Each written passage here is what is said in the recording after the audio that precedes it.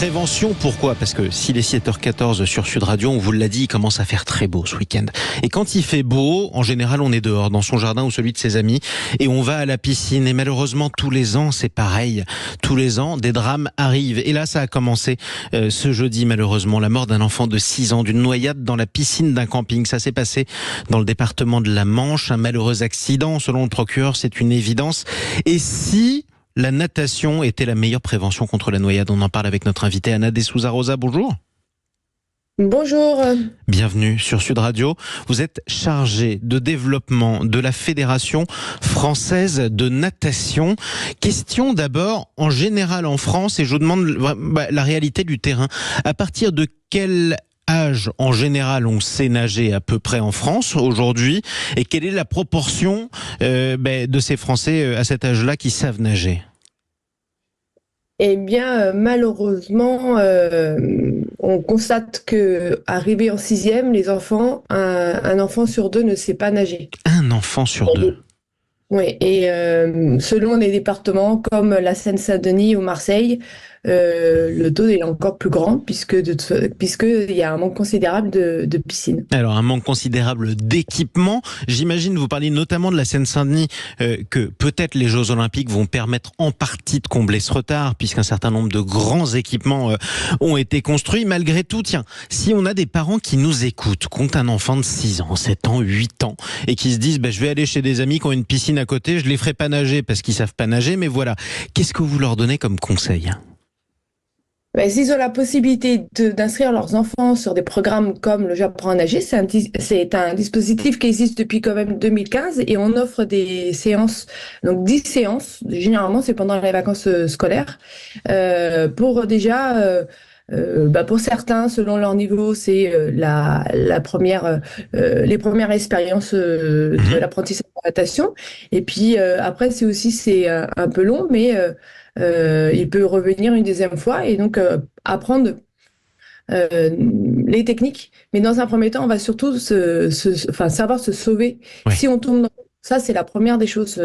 Mais d'autant plus qu'il n'y a pas besoin de savoir faire le crawl, le papillon ou le 200 mètres d'eau pour ne pas se noyer en fin de compte. Les premiers réflexes, c'est quoi quand on tombe dans l'eau ?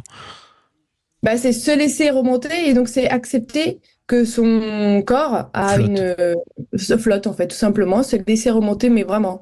Et c'est les premières choses qu'on demande aux enfants, vraiment, c'est se laisser faire. Et ça fonctionne même pour les enfants qui ont déjà 3 ans.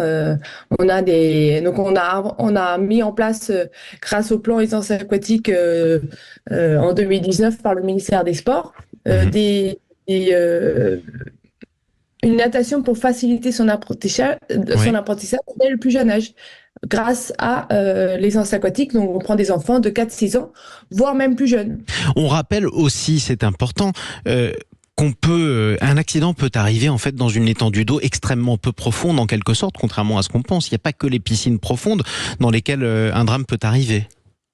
Un enfant qui est dans juste une petite pataugeoire où il est assis, s'il tombe dans l'eau, il n'est pas capable de se relever, il n'a pas la force de se relever, il se noie.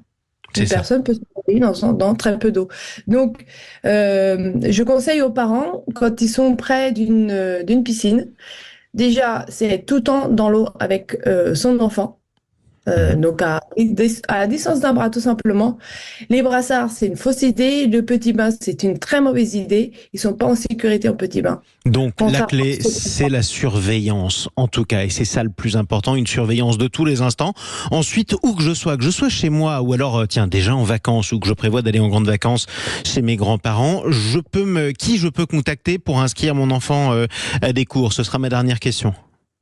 Eh bien, tout simplement, on se rapproche soit d'une piscine municipale ou même si c'est en délégation de service public, mais sinon nos clubs.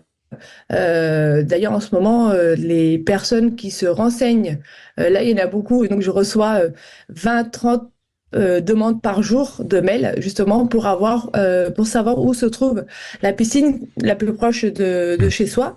Pour ce programme-là. Donc, du coup, j'envoie les programmes, en tout cas la géolocalisation de nos écoles de natation qui proposent justement ce dispositif. Exactement. Et il y en a partout en France. C'est la première bonne nouvelle. C'est accessible. C'est la deuxième bonne nouvelle.